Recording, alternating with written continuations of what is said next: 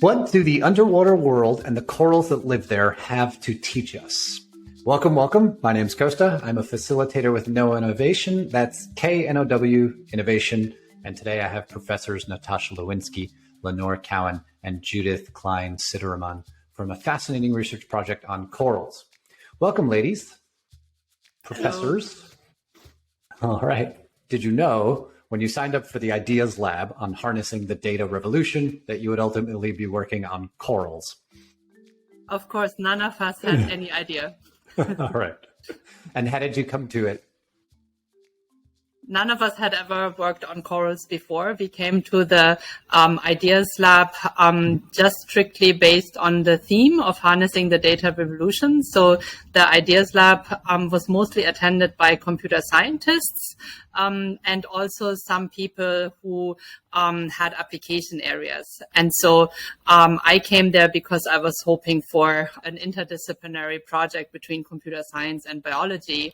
But it could have been any biology. And I was more thinking in the realms of neuroscience and brain research and things like that. And so as part of the Ideas Lab, you are asked to be completely open to any kind of problems that are in urgent need of solutions. And so for several days of continuous brainstorming, we would just come up with ideas that were completely unrelated in completely different areas. And we all have been exploring ideas in a variety of different areas. But it was really Lenore who came up with the idea that we should be working on corals. And she really propagated throughout the meeting, soliciting interest from these diverse researchers on working on corals. And so finally she was successful and wheeled us over into this team. Yes, I mean, normally when you are a professor and you apply for funding from the National Science Foundation, you already have a team, you already have a problem that you work on. You know, you write a grant proposal, you send it out for peer review, and, you know, people rate it and rank it, and then they decide whether or not you have money. But this was something completely different. We showed up, and there were all these researchers there of different disciplines. There were mentors, there were program officers from NSF, there were people like you facilitating who knew about team science. There was creativity consultants. There was Play-Doh on the tables. It felt almost like a game show. And, you know, there we were with all these different researchers, and we were asked, like, what's the most exciting, cutting edge topic that you could come up with that is going to harness the data revolution in data science and combine it with all the different disciplines out there that need solutions that involve computer science, machine learning, and data. And, you know, and I walked into this room and there was biologists and ecologists and ocean scientists and material scientists. What am I going to work on? With, you know, biologists, computer scientists, work in bioinformatics as well. What am I going to work on with ocean scientists, material scientists? And then, like, Monday evening, I, like, slept on it. And then Tuesday morning, I kind of woke up with it. I was like, I want to work on corals. It, like, came to me in a dream. But, I mean, it made sense, right? Because if you think about it, there was an ocean scientist, there was an ecologist. Corals are kind of like living materials. They print their own houses, right? So it just seemed to be exactly a perfect thing to do with the people in the room. But then no one except Nastassja and JK, the other material scientist who's not here today, wanted to join my team. The biologists joined other teams, ocean scientists joined other teams, ecologists joined other teams. Basically, the problem was that I peaked early. There was kind of a sort of flow to the meeting where you're expected to sort of explore for a while and come to what you wanted to do on Wednesday or Thursday. And I had found it early and nobody was ready to come in. So got it. But what was exciting was Lenore had chosen a topic that was very tangible. When I came in, we started talking about our own research in the data area. And so I work in the nanoinformatics space. And when we talk about data, especially when I talk about data with computer scientists, they like to abstract things and just take it out of context in a way. And so this was the aspect I really liked and gravitated towards Lenore, because she picked something that I could grab onto, corals, and think about, okay, how can we apply different analytic techniques to this area? And having worked with not saltwater organisms, but freshwater organisms before, I felt I might be able to add some value, even if it was tangentially related. Got it. Excellent. Okay, so let's do a little bit of background just to make it tangible for people listening who might not have been to an Ideas Lab or done interdisciplinary research. So Ideas Labs are intense. Lenore gave us a very vivid description. It's a lot like a game show. You're there, you're generating hundreds, potentially 150, 200 potential research ideas sort of before choosing something to work on, unless, of course, you peak early, which is wonderful. And so there's an interdisciplinary group of scientists, and then Friday is Shark Tank. Friday, everyone does pitches, and shortly thereafter, you find out if you've gotten funded. Harnessing the data revolution, Ideas Labs were focused on literally harnessing the innovations in data science and deploying them in applications across a variety of other domain sciences, everything from space weather to neuroscience to corals. So that was the background. And then would you just give us just your scientific discipline, if we sort of go around? So Nastassja, Lenore, Judith. So I'm in the chemical and life science engineering department, but my research is in the nanotoxicology space. So I look at the biocompatibility of engineered nanomaterials. Very cool. I'm in the computer science department with a joint appointment in the math department. And I also have an appointment in the Department of Genetics down at the medical school. I used to work on very pure foundations of theoretical computer science and algorithms. And somewhere along the way, things got more and more applied. And now I mostly work in computational biology on genomic data and other omic data. Very cool. Just as a side note, have you been in touch with Keith Crandall at I know all? Keith Crandall, yeah. He was the previous guest on the podcast, and we got really deep into computational biology, which was lots of fun. So, yeah. Judith. So I'm an experimentalist by training. I studied chemistry and biology and got a PhD in biological chemistry.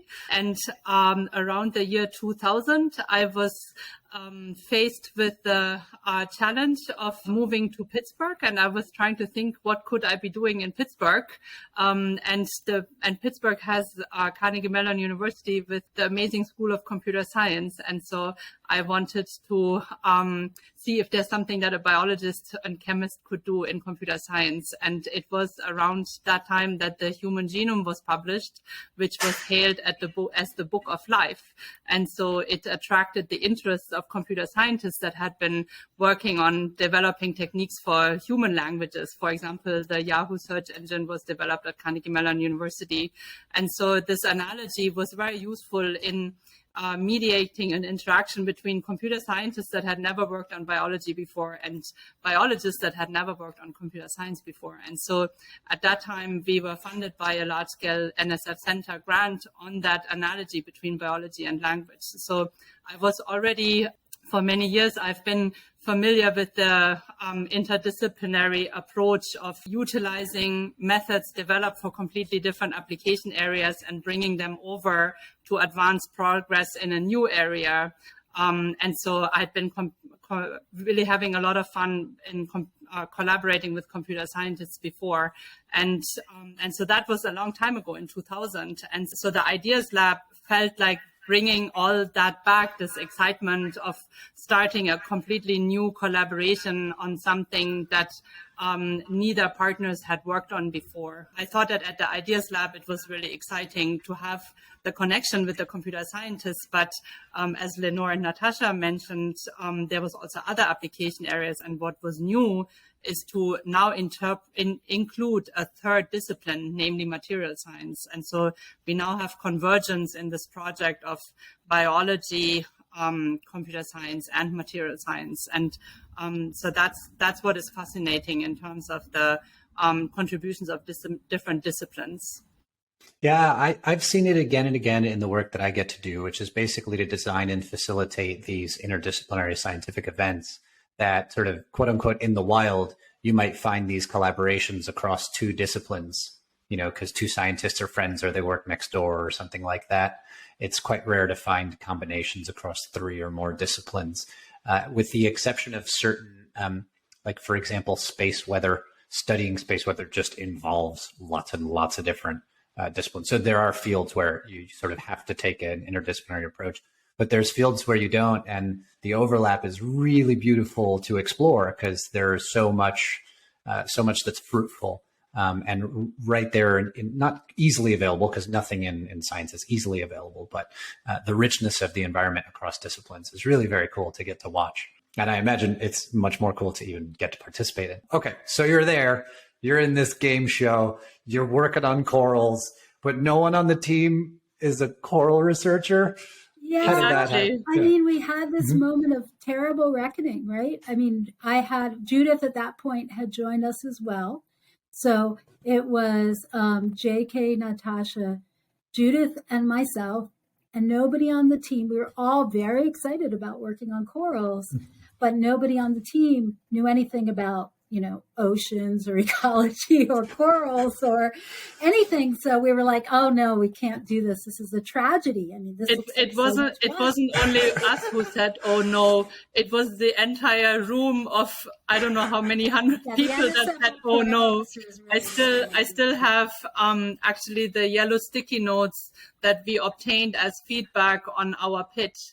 And there's about 50 sticky notes that say you need a coral expert on your team. No, we knew that actually. Mm-hmm. And I realized suddenly there was something we could do. I mean, wait, we're on a game show. I know what you're supposed to do in a situation in a game show. Phone a friend. So we've been told there are all these mentors there to support us and, quote, give us whatever we needed and so on and so forth. So we went over to the mentors and the program officers, and we basically said, look, we're really excited about this, but we don't have enough expertise in the room on our team to do it. Can we bring in someone from outside? Can we call someone? And they all went together into a little huddle and they conferred. Right. And they all came out and they said, yes, you can call someone. And I should add that this was really unusual. We actually had to obtain special permission because of the nature of how the Ideas Labs are run. You're not supposed to communicate with anybody outside of the Ideas Lab. And I think that's to protect people who are coming up with like really exciting ideas that they maybe don't want other people to have a jump on working on before them. It's certainly, academic integrity, intellectual property sort of concerns. Absolutely. So you could call them and ask for help, but you couldn't tell them where you were or what you were doing. No. Yeah. Can you imagine getting that call? Where are you located? And we had to say, we can't tell you. What funding organization are you talking about? Sorry, we can't tell you. Oh, that's great. Mm-hmm. But I mean, if I had been called, frankly, by someone in that circumstance, I would have said no.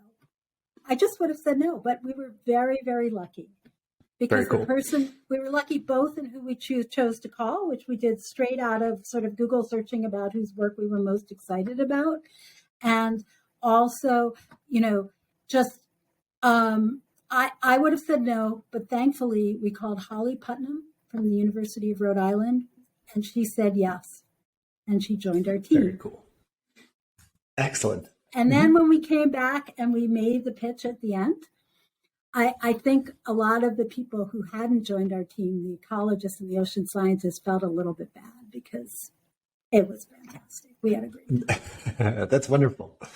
All right. So I am, in addition to the things that I do in facilitating interdisciplinary scientific events, I am a freediving instructor. So on the occasional weekend, I will teach level 1 freediving. I also love the ocean. I have since I was 8 years old and went snorkeling in Bermuda, surrounded by probably greater than 95% coral coverage with tremendous variety. Just remember swimming in an underwater garden with colors I'd never seen before and every kind of fish I could imagine and all of that. So been in love with the ocean since I was 8. And so I love that you're working on this, and there's a variety of projects actually going on by nonprofits, by scientists, by a variety of different agencies and companies around the world. And what I'm hoping is to get to see, because across the sort of 3.5 decades I've been alive, I've seen the coral reefs degrade, get bleached, and die off. I've seen coral graveyards. And they're, if you know what you're looking at, because if you go down there for the first time, you might not know exactly what you're seeing, but if you know what you're looking at, what you see is really heartbreaking.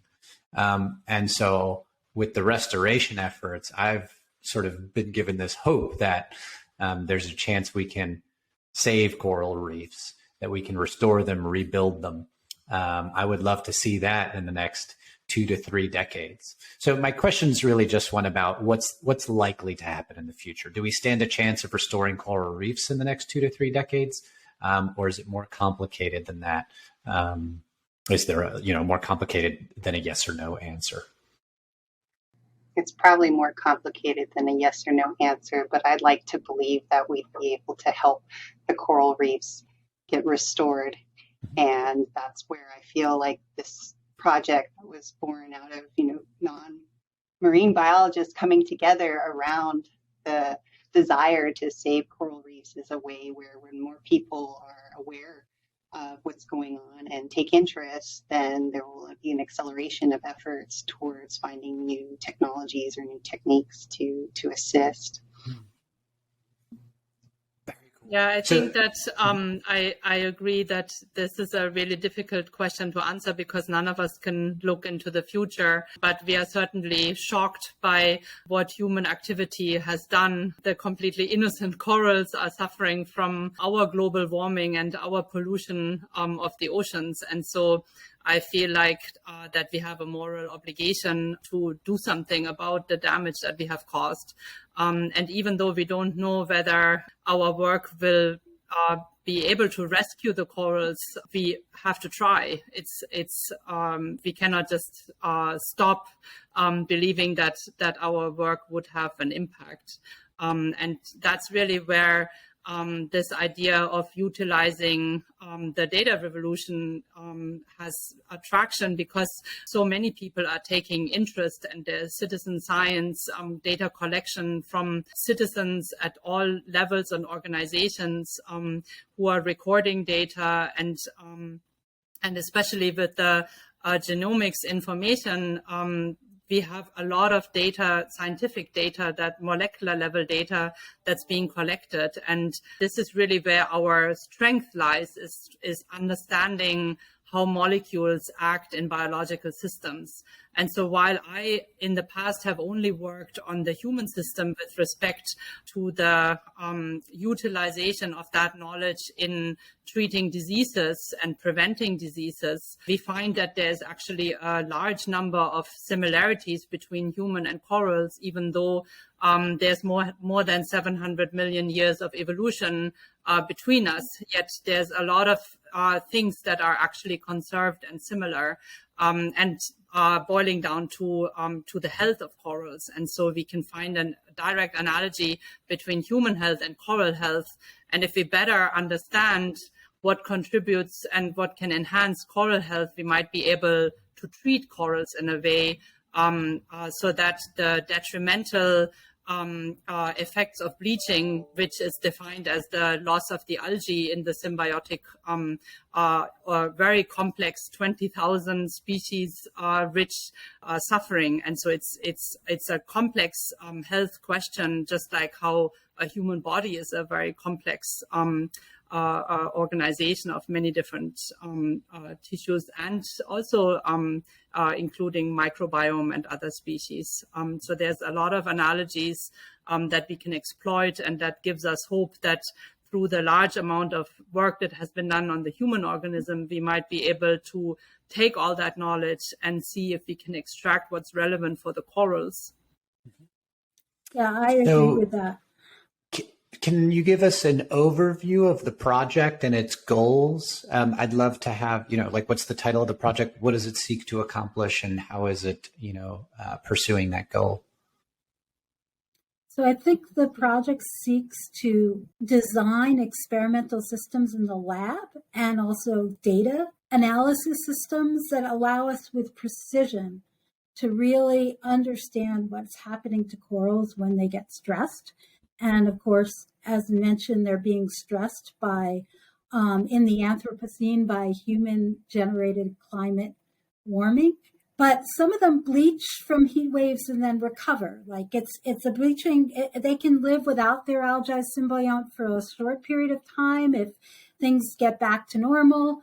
And so there's a question of whether they could be maybe supported through their stress in these heat waves. If there are things we can do to ameliorate it, maybe also breeding, control breeding with ones that are sort of better at tolerating heat. And as Judith alluded to, the coral is a holobiont. Now, I'm not the biologist here, so if I start explaining it, somebody better correct me if I get anything wrong. But the coral has both an animal host, which is the part that builds the reef itself, and these are individual polyps.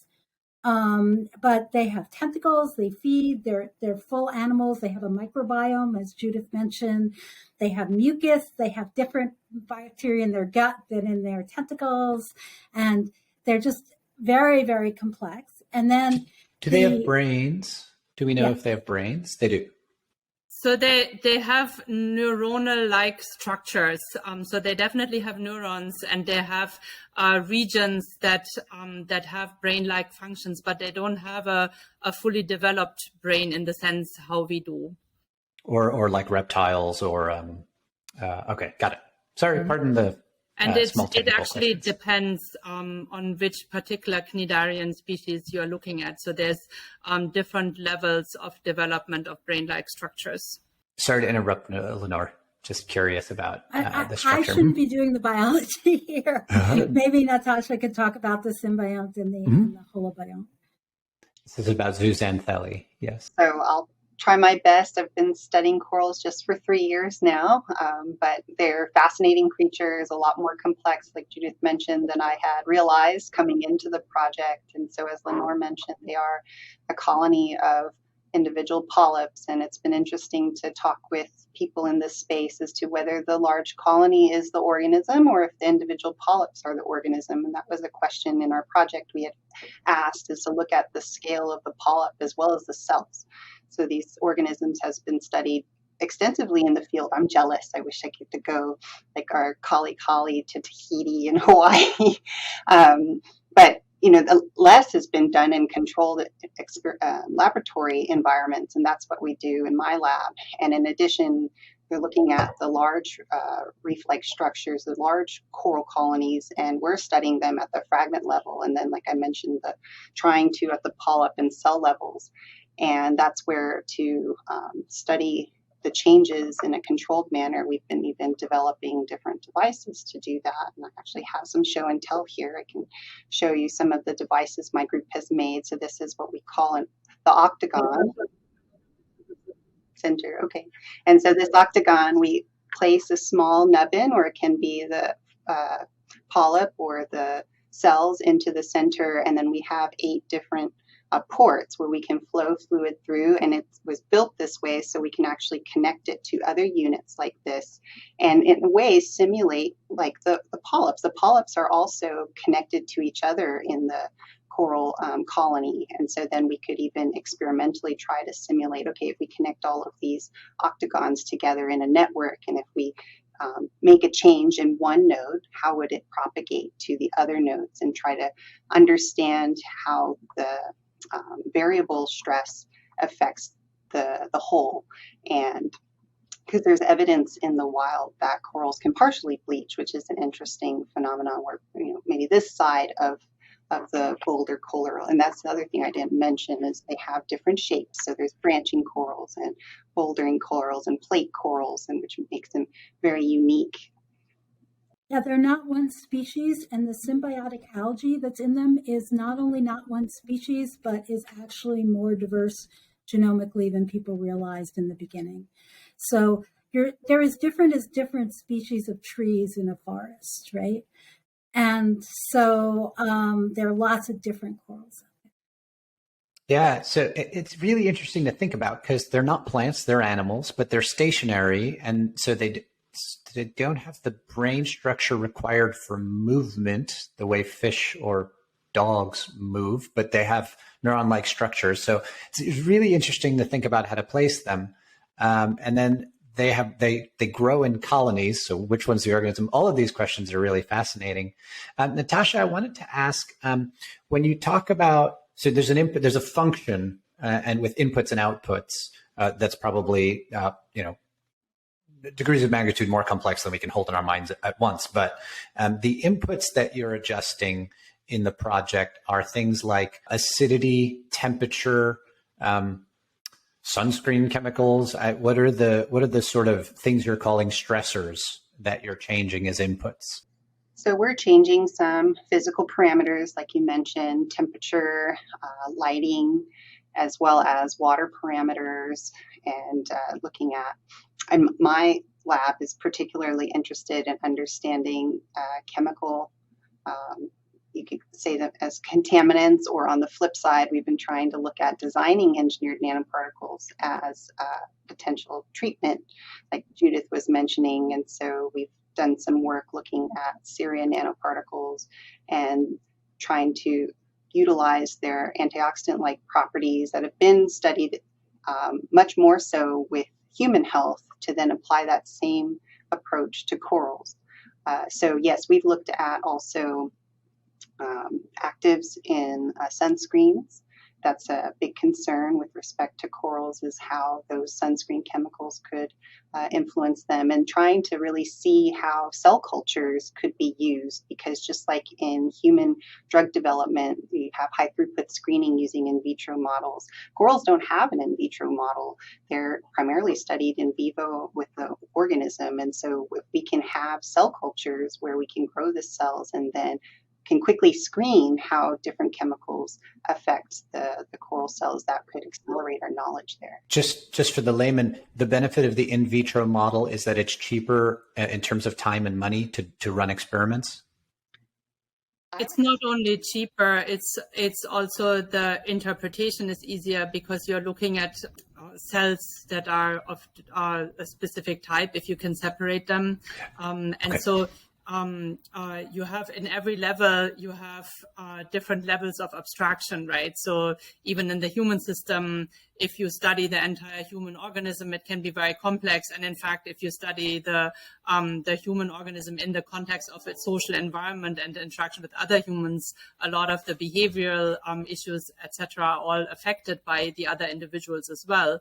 But if you're trying to understand how the heart works, you might be looking at tissues extracted from the heart. And if you are looking at what individual cell types do, then you would want to have that particular cell type. If you are looking at a specific protein and its contribution to a biological function, you want to extract that protein and study just one protein at a time. And we have researchers in our project that are covering all of these different levels. So from the animal level to the individual protein level. So for example, in my case, I'm particularly interested in vision and light sensing. And so we have been looking at, even though the corals that we are studying don't have eyes, they're clearly sensitive because they show behaviors that are affected by light intensity as well as the wavelength of light. And so in order for them to display such a behavior, they have to have some form of recognition. And so we identified opsin proteins, which are similar to the opsin that humans use for detection of light. And so these are proteins that we are studying at the individual level, and we are expressing and purifying and studying just one protein at a time in isolation. Got it. But one of the big advantages of the coral system, where we might be able to now go also in the direction of the human and see if we can learn something from the corals that we can then apply to understanding humans better, is that in the coral case, it is actually much simpler to study the whole organism, because if you look at individual polyps, the multiple polyps in a colony are clones of each other. So you have little individual animals that are copies with the same genetic makeup, and you can now study effects of drugs, for example, on these individual polyps and get ideas on the distributions of responses to a particular drug. Like Nastassja was saying, in human, when you're trying to develop a drug to treat a particular disease, you would do a high throughput screen of taking your libraries of molecules and testing for a specific functional readout. So in that case, it is easier to do this with more simplified systems such as cells. But eventually, before you can put a drug on the market, you will have to do clinical trials with humans. And so in the case of corals, that's actually much easier if we were to be able to set up the technology in a way where the experiments can be done in a reproducible fashion. And this is really where Nastassja has made major strides in this project with the development of the octagon that she has just shown you, because you can actually look at individual polyps and treat them in a quantitative fashion like we would do a high throughput screen in the treatment of human diseases. And so you can now start doing things like dose response curves and all of the things that are in our toolbox in human pharmacology. We can now apply this to coral. And so we've invented a term called coral pharmacology, where we now wish to exploit these technology developments to actually develop treatments for corals that might reverse the detrimental effects of pollution. Fascinating. Mm-hmm. And I don't have a wet lab, and I'm just looking at data, but I kind of want to do on the data side exactly what Judith is describing on the wet lab side, which is that we have all these amazing techniques that have been developed to analyze genomics, transcriptomics, various types of metabolomics, signatures of humans. For the Human Genome Project, we've annotated all these genomes. And the first coral genomes and the first algal symbiote genomes have just been coming out. So it's almost as exciting as the early days of the Human Genome Project. Right? That's so cool. We have all this cool information that is just starting to come out about corals. We have ways that people analyze it for humans, and we want to know, can we leverage those same techniques and harness the data revolution to also learn critical things about corals. And because they're so evolutionary distant from us, so much is not known. And the communication between the algal symbiont and the coral animal is not completely understood as well. And a lot of interesting questions. Coral disease is another interesting area. There's been a horrible disease, Skittle D, that is affecting corals off Florida, and people are trying to find the causative agent for that. And all these things we think some of this data science and omics information can help with if we can figure out how to harness it. Yeah. So, okay. All fascinating. I've got at least 19 questions that are really technical. Let's see if we could take a few of them. So you talked about inputs into the process. So the project is fundamentally concerned with understanding coral health and the environmental factors that affect it. Or I suppose not just environmental, but genetic internal factors that affect it. So we know that inputs, things like water temperature, salinity, pressure in theory, if you wanted to touch on pressure, because pressure change in the water column is tremendous compared to up here in the air. But okay, and then different chemicals and so forth. What are the outputs? So you have those inputs, but then how do you measure coral health? Like, what are the outputs that you look for? We know bleaching bad, not bleaching good, but I assume it's more complex than that. Yeah, so bleaching good and bad is though a viable output, because that's ultimately the output that we care about. So if we can prevent bleaching or slow down bleaching, that is a viable output that validates the approach.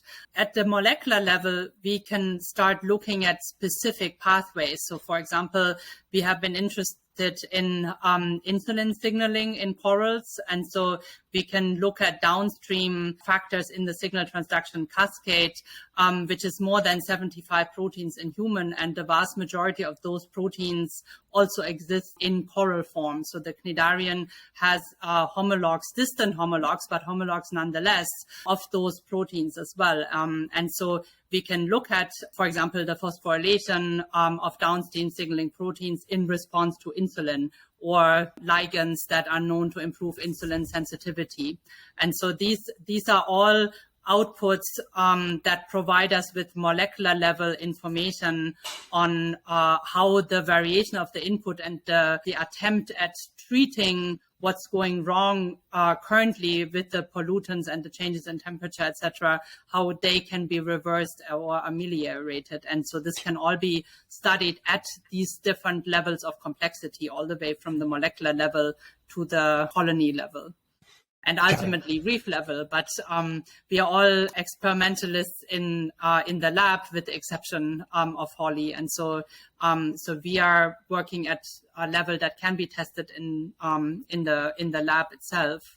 And we hope that ultimately this would make a difference in the real world oceans as well. We've been, like I mentioned, focusing on the cell-based testing. And so this is where it's been quite challenging, and there's been work in this space. We're not the first to take our approach to it. But what we've been trying to help with methods is to look at, there are a lot of fluorophores that have been used to do different cell-based assays. And with corals, they contain a lot of chromophores, and they can introduce a background. And so we actually have a paper that hopefully will be published soon, where we had screened several different common fluorophores that are used to test for cell viability. And that's one output, where are the cells alive or not after the different perturbation.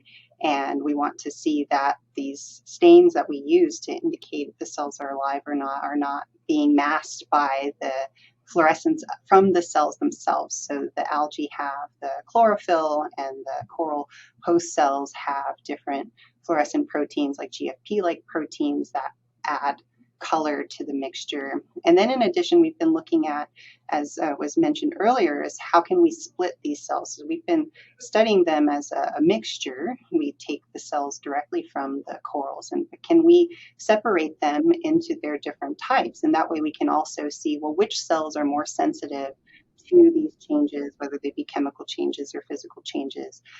As right now, we're looking at the pooled effect. Got it. Fascinating. Okay. So we haven't mentioned anything about ethics. And I know that any scientific experiment, but especially when you're messing with biology, you have all kinds of ethical questions. And I think the first one you began with was, as humans on the planet and with the power we have over our environments and the effect that we have a moral obligation to take good care, of the world around us and the world in the ocean, which most of us don't ever get to see. I have a particular love with, but a lot of people don't get to go underwater and visit the ocean and see the coral sort of with their own eyes. Has everyone done this, by the way? Has everyone gone snorkeling and seen the coral face to face? No, I see some. Is that no, Yes. Lenore? Whenever you're ready, I will take you. We can go together. We'll take you up on that offer. Oh, yeah. So what are the other ethical components? What comes to mind for this project? The biggest challenge from my perspective is in the concept of coral pharmacology. How would we do this, right? If we give a drug to a patient, then it is confined to the patient, even though, the drugs do make it into wastewater and have downstream effects as well. But those problems are potentially very amplified in the ocean if you wanted to treat corals in the ocean itself. Because of the dilution, it would be easily swept away, and so you don't know what would be potential effect on other inhabitants and things like that. So that's one of the major challenges in how would we actually implement this in the real world. And this is where fields like in nanotechnology, we've been looking at what are the potential impacts if there is environmental release. And so this is where if we apply engineered nanomaterials to corals, there's some work to base on, but also then we need to think ahead as to, we don't want to be dumping more chemicals into the ocean, but are there unique engineered techniques we could locally deliver, but then also with clearance, and where do the particles go after they elicit their desired effect? That all still needs to be further understood. Yeah, and then even if you do develop some of those, figuring out a way to intervene at scale is another question. Entirely fascinating. So you mentioned increasing ocean temperature.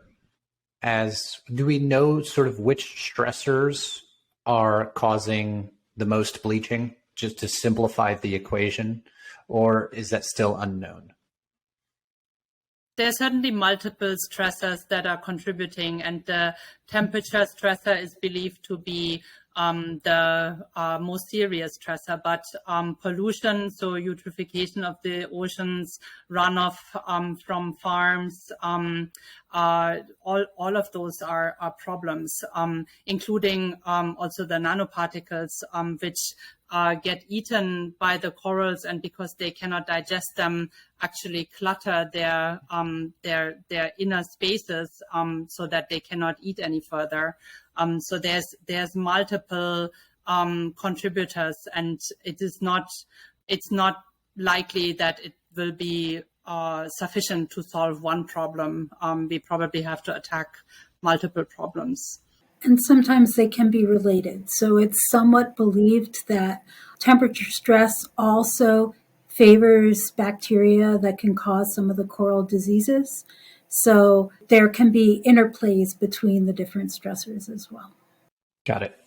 Do you have in your minds a sort of, if we get this right, here's what the science contributes to, here's the role it plays, and then here's how we reach an eventual solution?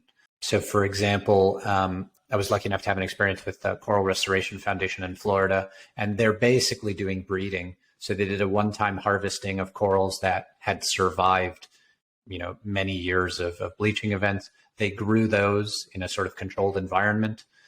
They take care of those in that controlled environment, and then they bring them back out and they plant them back on the reef, quote unquote plant. They attach them to the reef. And then those coral colonies, something like 60 to 70% of them survive multiple years from the outplanting process. Some of those colonies merge and grow. There are reefs covered in elk and stag coral that they had harvested from years prior. So they're finding some success, but this is a breeding operation. You're taking the ones that have survived the difficult environment, you're bringing them out, and then you're growing them, bringing them back, and planting them. Yeah, this approach provides a great opportunity for potential application of the knowledge that we gather in this project. So, for example, one approach would be if we can identify the factors that would allow growing of the corals in isolation faster, you would have more success at generating the corals that you can then bring back into the ocean. So that also overcomes this ethical problem that you only do a manipulation within the controlled environment, but then the product that you bring out is not doing any additional harm to the coral reef, and those are all things that we hope to establish. For example, it is known that coral larvae prefer red surfaces over white surfaces for settling. And so if we can understand what the visual capabilities of the corals are that are underlying this behavioral effects, we can actually utilize that and prepare lighting conditions that are favoring the settlement of coral larvae, for example. So those are all things where a better mechanistic understanding of the molecular level could help in these coral restoration efforts. And on the data scale, I'm both interested in this molecular scale, but I'm also interested in the macro scale. I think a lot of people who work with coral reefs already know a lot of ways to manage coral reef health, but they don't know where to focus. Like they wouldn't know, they wouldn't be able to figure out, for example, before corals start dying, which ones are under stress, and if they had things they knew how to do, or they could ban sunscreens that were bad for corals in a certain area, or if they could do various things, it would be very helpful to know how the coral was doing over time. And we have both all this image data. There's been some incredible things. NSF has a long-term ecological research site in Moorea, French Polynesia. They're collecting all these time series images of the corals over time in exact places. If we can somehow organize that data and get a better sense of where the problems are and what's going on and understand the health, than if we had already accepted practices for, pulling algae off coral reefs or various things that are very human intensive ways that people protect them, then we might be able to deploy them smarter and better and help. And there's a lot of interest that's coming from unexpected domains. For example, the impact felt by ocean waves. And that's also something that is worsening as a result of global warming, in that we have higher waves and more frequent dramatic weather conditions. And so there's a lot of effort in trying to see if we can utilize the ability of corals to break those waves, because they have been demonstrated to be able to break the impact, I think more than 97% or something like that. And so there's efforts at construction levels where there's a human interest in protecting the shore lines, and so because of the commercial impact of coral reefs from a variety of different areas, like the shoreline, but also from a tourism industry and fishing industry, and so there's a lot of benefit for human health and economy that are driving these restoration efforts. And that's where also there is hope that maybe with a better fundamental understanding, we would be able to integrate with those more applied approaches and improve those efforts. Yeah, absolutely. It's common sense that I feel like no one talks about, that we have to take care of our environment and our economy. If you sacrifice one for the other, we'll all end up dead. It just doesn't work unless you do both. So, exactly. And that's fairly straightforward, and that's eminently feasible. There's nothing, we don't have to do things that are good for the environment, bad for the economy, or have to do things that are good for the economy, bad for the environment. It's just about choices and using a little bit of creativity to develop, approaches that are beneficial to both. We can certainly do that. Cool. Okay. So we've talked about the objective of the project. We've talked about interdisciplinary science and what it can do. We've talked about all the different stressors or inputs into the coral health function. We've talked about some of the outputs, the primary one of which is the coral bleaching, or is it alive and thriving? Is there anything you want to say about, I know zooxanthellae are the type of algae we thought were mostly involved in corals, but it turns out there are actually quite many more species that there are symbiotic relationships to. Is there anything you want to say about the algae? I know a lot of the focus is on the corals, but do we study the algae that the corals are engaged in a symbiotic relationship with? Is it symbiotic? I think that's the right. Yes, it is symbiotic. That's correct.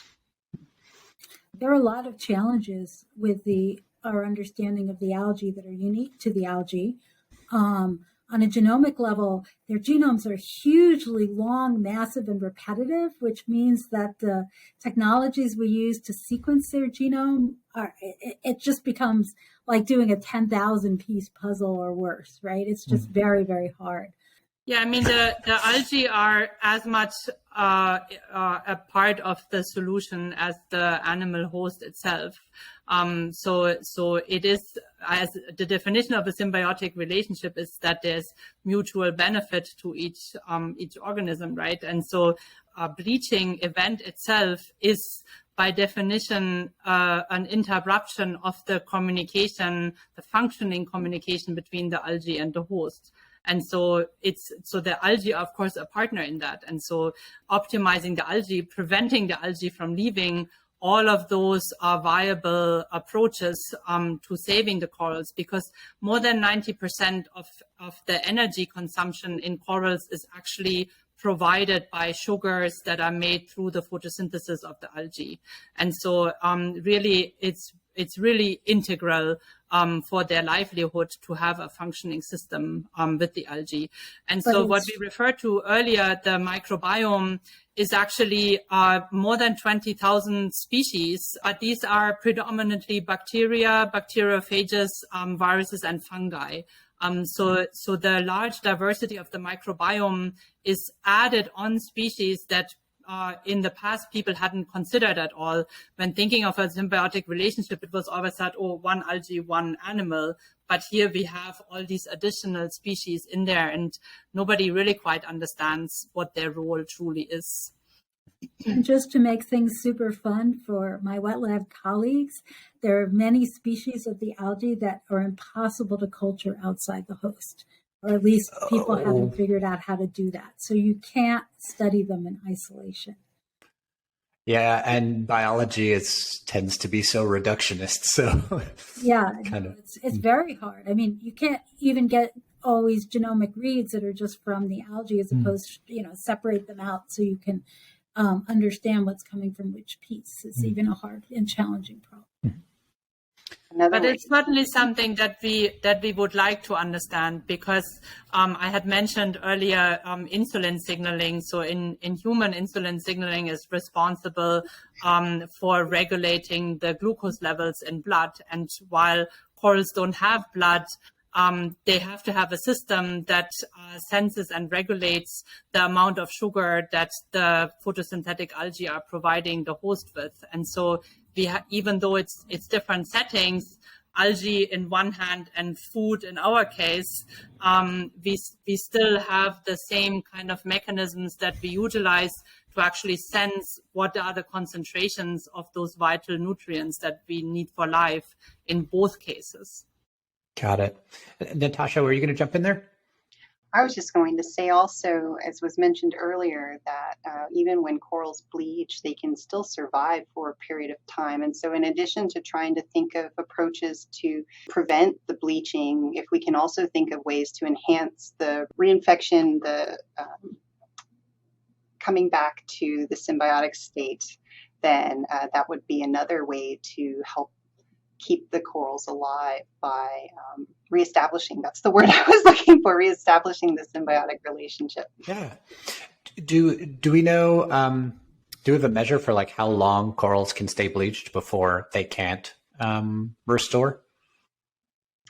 I can only speak to what we've experienced in our laboratory, which is, again, a controlled environment, but we've been able to maintain bleached corals for several months, if not half a year to a year, as long as we keep our tanks stable. And so this is, again, a very controlled environment with not a lot of, we keep just corals in there, but surprisingly, yes, they can stay alive. And we feed them with brine shrimps, so Artemia. And so they are heterotrophs, right? Although the majority, as Judith mentioned, the majority of their energy comes from their symbiotic algae.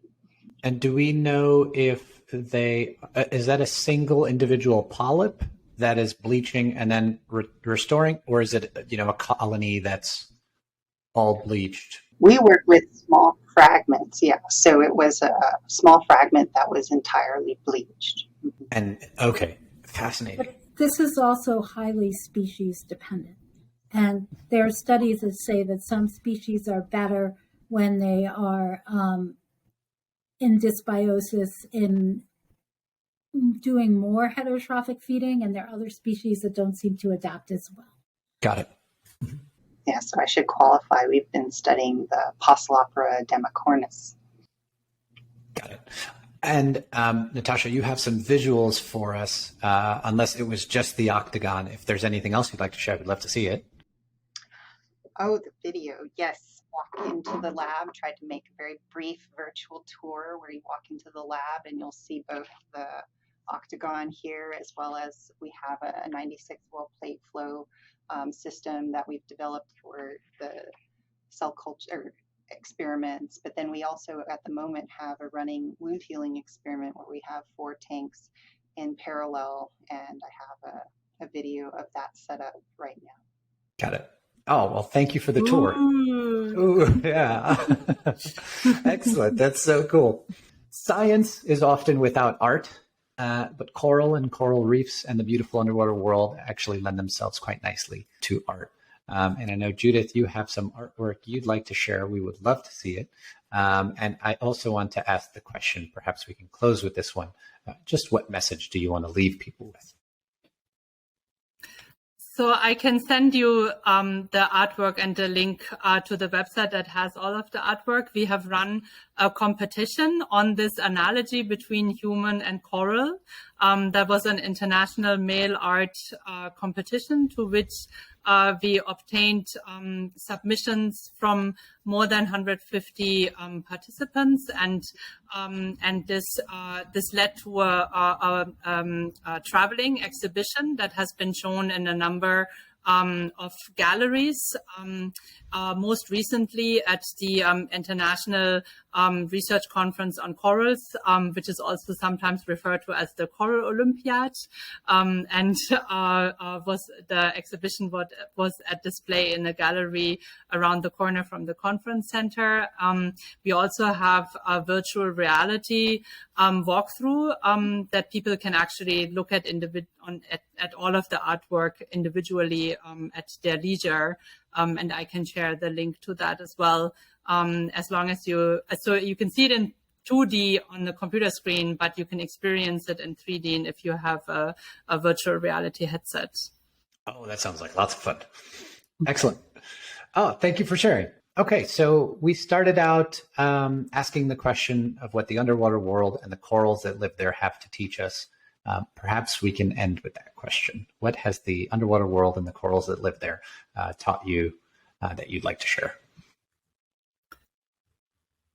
It has taught us that the organisms in the underwater world are very complex and very fascinating, and very little is known about how they function and how we can help them survive the detrimental effects that humans have on the environment.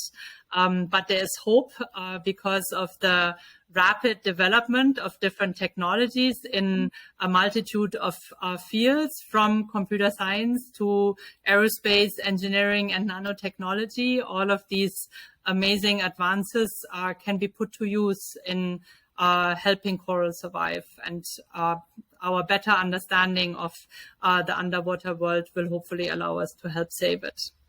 All right, thank you. Lenore, Nastassja, anything to add? I just want to say I have felt so privileged to be a part of this interdisciplinary team. And I really have enjoyed the amazing insight that you get from teen science. And I am also interested beyond corals at looking at sort of general issues around also using data to help scientists collaborate. Judith mentioned VR. We do, one of my students is looking at scientific collaboration in VR, and she's using corals as an exemplar domain. And she had all of these folks, while we were over Zoom in the pandemic, put on VR headsets and work on the coral data in VR. So we did a little bit of that, and that was really great. We have enjoyed being VR guinea pigs. Yes.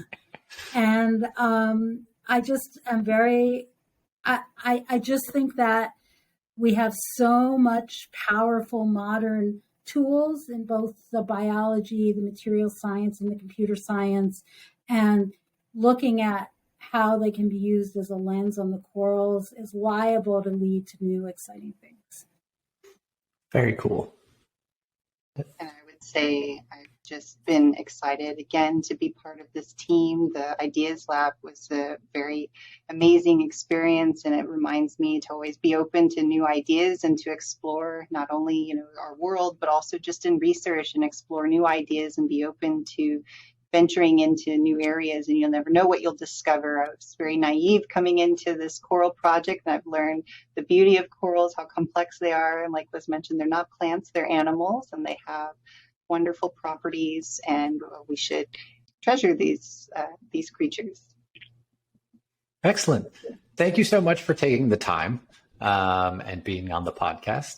Where is a good place for people to find you or find the project? And we'll put a bunch of links below the video. We have a project website that's located at Tufts. We will provide you with the link. Great. Wonderful. Anywhere else? Anyone on Twitter or LinkedIn, appropriate places to connect? Anyone blog, anything like that? Yeah, we have a blog on the website as well. Okay. We all have LinkedIn profiles. I have to admit, I'm not very active on Twitter. Oh, no worries, no problem. Holly has an active Twitter feed, and she often tweets interesting papers about corals. And if you want to be connected to the community, the International Society for Coral Reefs, ICRS, the organization that puts on the every 4-year Olympic mega conference about corals that brings together coral researchers every 4 years. Last one was in Germany. The next one's going to be, I think, in New Zealand. Is that right? And so that would be a great way to connect with coral researchers and learn about what's going on. And we're definitely working on trying to put together a data portal that has links to all the emerging coral omics information that has been coming out. Holly and I have just published a review in the annual review of biomedical sciences that is a really great resource if you want pointers to everything that's happening right now. Wonderful. Okay, so we'll throw a few links in the description, including either Holly on Twitter, the project website and project blog. And if anyone's interested in connecting with you individually, I'll encourage them to find you on your university's websites. Right? Okay, wonderful. Thank you again for being here. Thank you for listening. If you're listening in from home or wherever you might be, this was another episode of the Knowinnovation Podcast. Thank you so much. All right.